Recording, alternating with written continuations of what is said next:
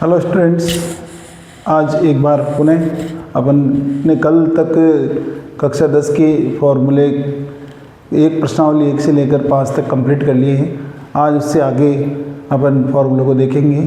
तो छठी प्रश्नावली आपके हैं त्रिभुज। त्रिभुज में कौन कौन से फॉर्मूले हैं और उनका उपयोग किस प्रकार से किया जाता है, ये अपन देखते हैं। प्रश्नावली 6।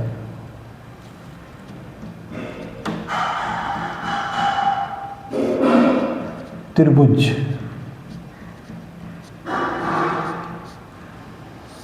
त्रिभुज आप जैसा कि आप सब जानते हो, 3 भुजाओं से घिरी बंद आकृति को त्रिभुज कहते हैं। और कक्षा 9 में त्रिभुज के बारे में एक अहम प्रश्नावली आप लोगों ने पढ़ी, समरूपता। त्रिभुजों की समरूपता, समरूपता और सर्वांग सम, वहाँ अपन ने सर्वांग समता के बारे में पढ़े हुआ था। और यहाँ कक्षा 10 में अपन समरूपता के बारे में पढ़ेंगे। 2 शब्द है, सर्वांग सम व समरूप। सर्वांग सम उसे कहते हैं कि एक वस्तु दूसरी को पूरी तरह से कवर कर ले, तो उन दोनों को आपस में सर्वांग सम बोला जाता है और वस्तु के इस गुण को सर्वांग समता बोला जाता है। कक्षा 10 में अपन समरूप के बारे में पढ़ेंगे। इसमें केवल रूप समान होता है। सर्वांग समता में 2 चीज़ होती है, शेप एंड साइज। दोनों एक दूसरे के इक्वल होने चाहिए। 2 बहुभुज लें अपन, कोई भी 2 वस्तुएं लें या 2 त्रिभुज लें अपन, तो दोनों की ये शेप और साइज इक्वल है तो वो सर्वांग सम कहलाते हैं। लेकिन समरूप में केवल उसकी जो शेप है, अगर वो एक दूसरे के इक्वल है, शेप एक ही है, तो वो समरूप कहलाएगा। इसके लिए 2 प्रतिबंध होते हैं त्रिभुजों में। ये प्रश्नावली अपनी त्रिभुज से संबंधित है, तो त्रिभुजों की बात कर रहे हैं अपन। त्रिभुज के अंदर 2 प्रतिबंध होते हैं समरूप सिद्ध करने के लिए। त्रिभुजों को समरूप बताने के लिए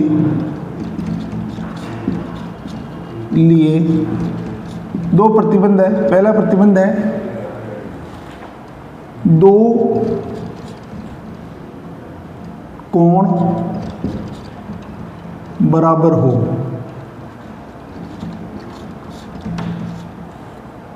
संगत कोण, कोई भी 2 संगत कोण जो है वो बराबर होंगे। और दूसरा, 2 भुजाएं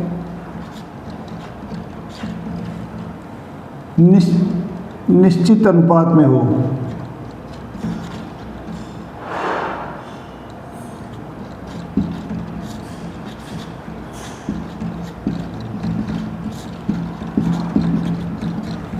अगर दोनों ये कंडीशन, अगर कोई त्रिभुज 2 त्रिभुज करते हैं पूरी, तो दोनों त्रिभुज एक दूसरे के समरूप कहलाएंगे। उदाहरण के लिए जैसे त्रिभुज नंबर 1 और त्रिभुज नंबर 2 ये लिए मैंने। ये मान लो 50 डिग्री का कोण है और ये है 60 डिग्री का कोण। इसमें भी ये 50 डिग्री का है और ये वाला 60 डिग्री का है। और इनकी जो भुजाएं हैं, ये त्रिभुज का नाम है ABC, ये त्रिभुज है PQR। तो इसकी ये AB भुजा का अनुपात इसके बराबर है और इसका इसके अनुपात, ये दोनों का जो अनुपात है AB अपॉन AC,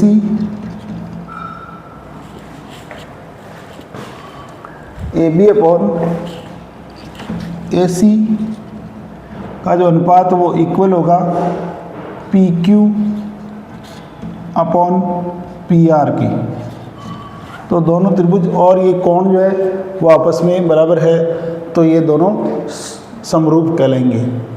अब इस प्रश्नावली में जो इम्पोर्टेंट फार्मूला है वो है कि यदि कोई भी 2 त्रिभुज हो, एक त्रिभुज है, एक त्रिभुज में मान लो अपन उसकी 2 भुजाएं हैं और सामने वाली भुजा के समांतर एक रेखा खींचे, कहीं से भी, जैसे ए बी सी डी और ई, तो यहाँ से इसके सामने ये रेखा है, इस बिंदु ए बिंदु के सामने, इसके समांतर एक रेखा खींची अपन ने डी और ई। तो ये जो खींच गई रेखा, इसमें ये दोनों को बराबर एक निश्चित अनुपात में बांटती है। ए डी बटे हुए डी और ई बी बराबर होंगे ए ई और ई और सी के। ये जो फार्मूला है तुम्हारे जो बहुचयनात्मक प्रश्न आते हैं उनमें ऐसे एक प्रश्न आएगा, या एक नंबर का अति लघुतरात्मक क्वेश्चन भी आ सकता है, उसमें ये फार्मूला आपको काम में लेना है। इसमें क्या होगा कि त्रिभुज दे देंगे तुम्हारे को और उसमें भुजाओं का इस प्रकार से कोई नाप दे देंगे, जैसे ये 2 सेंटीमीटर दे दिया, ये 3 दे दिया और ये दे दिया अपने को 8, तो ये पूछ लेंगे ए का नाप बताइए आप, तो उस जगह ये सूत्र अपना उपयोग में आएगा और इसकी मदद से अपन निकाल लेंगे कि ए का नाप कितना होगा। बस इस प्रश्नावली में यही एक फार्मूला है। अगली प्रश्नावली है प्रश्नावली 7।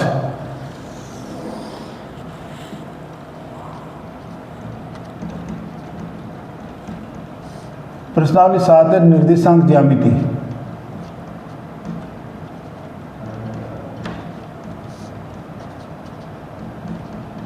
निर्देशांक ज्यामिति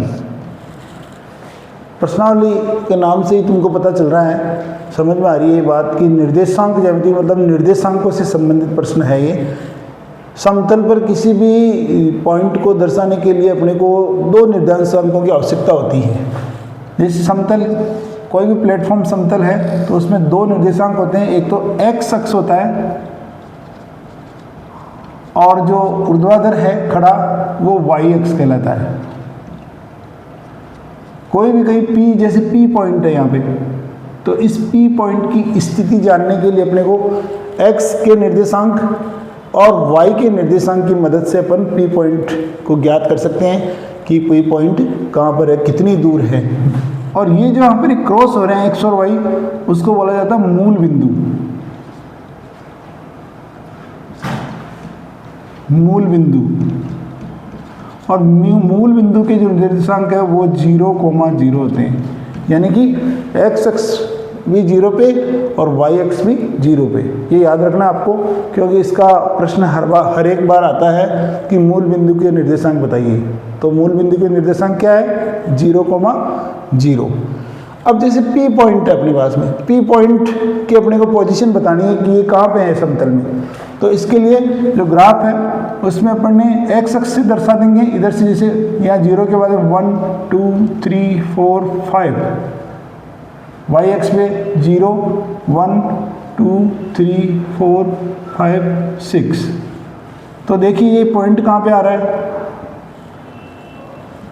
जो P पॉइंट है वो x अक्ष पर P पॉइंट, सबसे पहले x निर्देशांक को लिखते हैं अपन, उसके बाद में y निर्देशांक को लिखा जाता है। तो x पर कितनी दूरी पे है P? 1 2 3 4 5, और y अक्ष पे कितनी दूरी पे है मूल बिंदु से? 1 2 3 4 5 6। तो यह P बिंदु के निर्देशांक है, मतलब P बिंदु को अपन ने दर्शा दिया है कि P बिंदु समतल पर किस स्थान पर मौजूद है। निर्देशांक ज्यामिति में इस प्रश्नावली में 2 बिंदुओं के बीच की दूरी निकालने के लिए प्रश्न आते हैं कि 2 बिंदु दे दिए अपने को और उनके निर्देशांक दे सकते हैं। कोई निर्देशांक देवे, जैसे मान लो 2 निर्देशांक में से एक दे दिया, एक नहीं दिया, वो निकालने के लिए पूछा जा सकता है। दोनों निर्देशांक दे सकते हैं और दोनों के बीच की दूरी पूछी जा सकती है। तो उसके लिए दूरी सूत्र होता है, दूरी सूत्र। जैसे मान लो 2 बिंदु है P और Q, तो PQ के मध्य की दूरी कैसे निकालेंगे अपन? करनी x2 माइनस x1 का square plus y2 minus y1 का स्क्वायर। इस सूत्र की मदद से अपन किसी भी 2 बिंदुओं के मध्य की दूरी निकाल सकते हैं। ये अपना ग्राफ चार्ट x अक्ष वाई एक्स। अब इसमें कोई भी दो बिंदु है, जैसे मान लो यहाँ पे है P और यहाँ पे मान लो Q, ये P बिंदु और ये Q बिंदु, इसके दोनों के मध्य की दूरी कितनी है ये अपने को निकालनी है। इसके लिए ये फार्मूला जो है किस प्रकार से बना है, यहाँ पे देखिए आप, आपने दो बिंदु ले ली। अभी मैंने कुछ देर पहले आपको समझाया था कि एक्स अक्ष और वाई अक्ष की मदद से हम दोनों बिंदुओं को, जो बिंदु है उसके दोनों निर्देशांकों की मदद से बिंदु को दर्शाते हैं कि बिंदु कहाँ पे आएगा। तो जैसे मान लो ये यहाँ से x1 दूरी पर है और ये y1 दूरी पे है P बिंदु। इसी प्रकार से जो Q बिंदु है वो मूल बिंदु से कितनी दूरी पे है, मूल बिंदु 0,0 से कितनी दूरी पर है, x2 दूरी पे है। और इसी प्रकार से y अक्ष पे कितनी दूरी पर है, y अक्ष से ये y2 दूरी पे है। तो इनके मध्य की दूरी, अब देखिए आप, यहाँ से मूल बिंदु से x1 दूरी और x2 दूरी, इन दोनों के बीच की दूरी कितनी आई, ये दूरी अपने पास में ये है।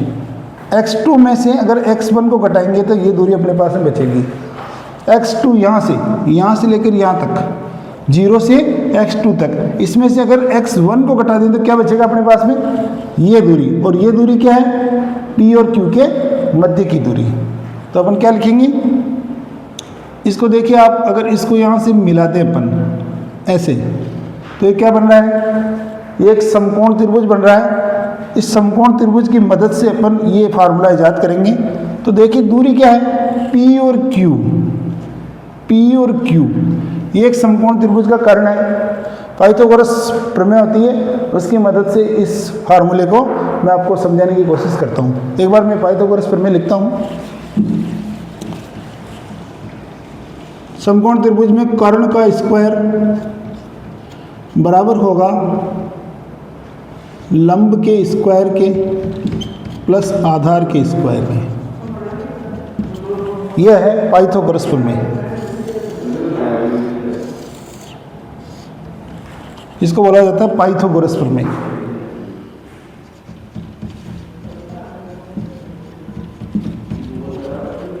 पाइथागोरस प्रमेय,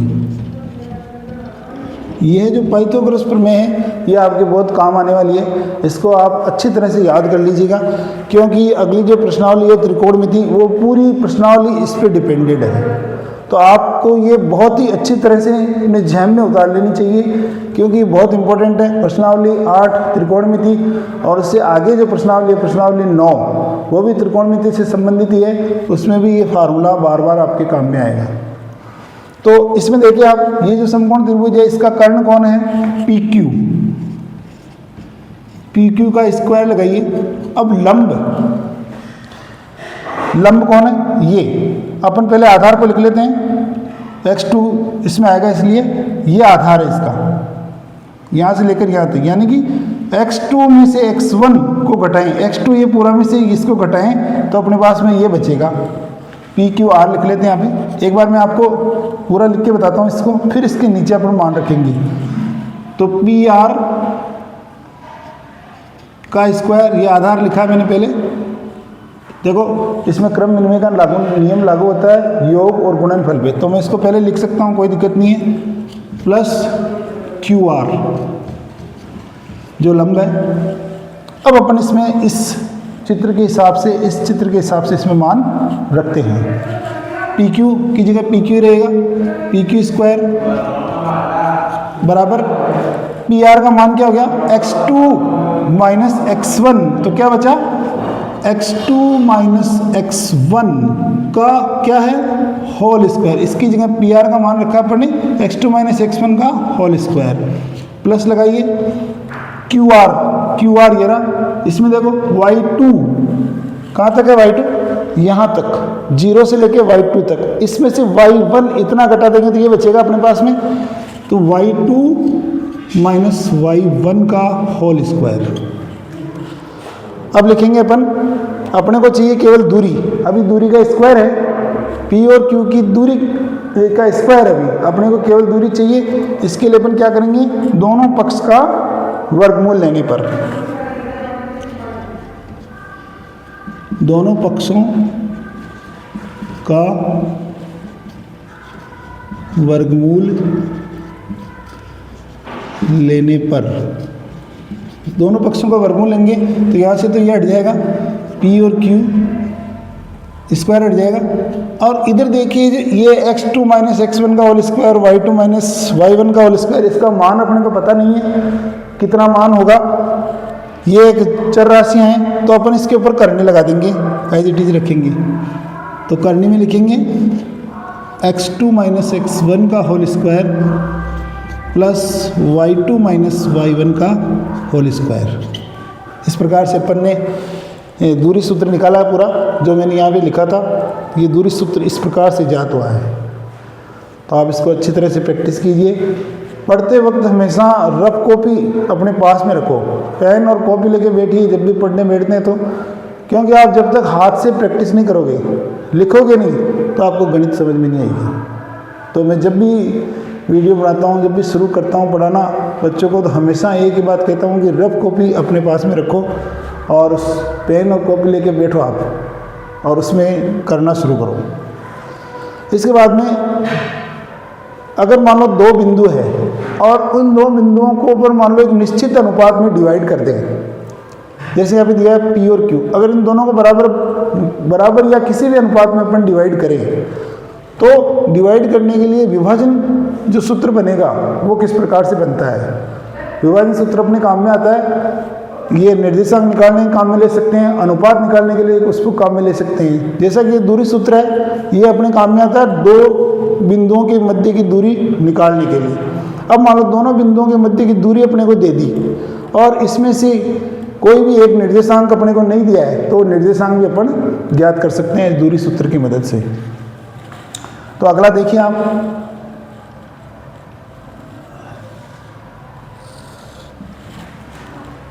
ये अपने पास में एक समतल है x अक्ष, ये है y अक्ष। जैसा कि इसमें चित्र में दिया गया है, P और Q बिंदु अपने पास में है, P और Q बिंदु। अभी थोड़ी देर पहले इसके मध्य की दूरी अपन ने निकाली थी। अब मान लो यहाँ पे कोई एक बिंदु R है, तो ये किस अनुपात में आपस में एक दूसरे को काट रहे हैं, ये अनुपात क्या होगा, उसको बोलेंगे, जो इससे फार्मूला बनेगा उसको विभाजन सूत्र कहते हैं अपन। एक बार मैं यहाँ पे फार्मूला लिखूंगा विभाजन सूत्र का और उसके बाद में शुरू करूंगा। तो जैसे मान लो इसके निर्देशांक अपने को पता है, थोड़ी देर पहले अपन ने निकाला था, x1 और y1 इसके निर्देशांक है। इसी प्रकार से x2 और y2 इसके निर्देशांक है। इसके निर्देशांक होंगे x और y ले रहे अपन, और अब अपन निकालेंगे कि x और y का मान कितना आएगा। तो सबसे पहले मैं फार्मूला लिखूंगा, फिर उसको इजाद करूंगा कि किस प्रकार से फार्मूला बना है। तो r जो बिंदु है उसके निर्देशांक x और y ज्ञात करने के लिए होता है विभाजन सूत्र। कैसे निकालते हैं? विभाजन सूत्र है m1 x2 plus m2 x1 बटेवे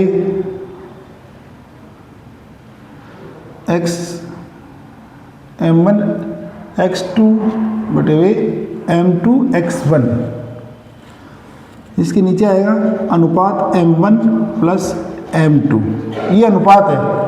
जैसे मान लो इसको m1 नाम दे दिया, इसको m2 नाम दे दिया, कोमा लगाएंगे। ये है केवल x निर्देशांक के लिए। दूसरा y निर्देशांक के लिए m1 y2 plus m2 y1 बटेवे m1 plus m2। यदि अनुपात बराबर हो, m1 और m2 का मान बराबर हो, मान लो 1:1, तो फिर इसमें अपने को यहाँ पे 1 और यहाँ पे 1 आ जाएगा, यहाँ 1 यहाँ 1 आ जाएगा। अनुपात में, तो इसको अपन हटा देते हैं और डायरेक्ट फार्मूला याद कर देंगे। तो इसके लिए दूसरा फार्मूला क्या होगा, यदि m1 बराबर है m2 के, तो फार्मूला कैसा बनेगा, r x, y बराबर x2 x1 बटे हुए 2, 1:1 हो। तो ये जो अनुपात दिया है m1 अनुपात m2 का अनुपात अगर हो 1:1, तो ये फार्मूला लगेगा y2 प्लस y1 बटे हुए 2। आप इसमें x1 को आगे भी लिख सकते हो, x1 प्लस x2 बटे हुए 2 लिख सकते हो, y1 प्लस y2 बटे हुए 2 भी लिख सकते हो। तो जब अनुपात 1:1 हो, विभाजन का, दो बिंदुओं के बीच की दूरी, एक बिंदु बीच में आया है और वो दोनों को बराबर भागों में बांटता है, तो आपको ये फार्मूला लगाना है। अब देखिए ये जो फार्मूला अपन ने बना है ये कैसे बना है, तो देखिए आप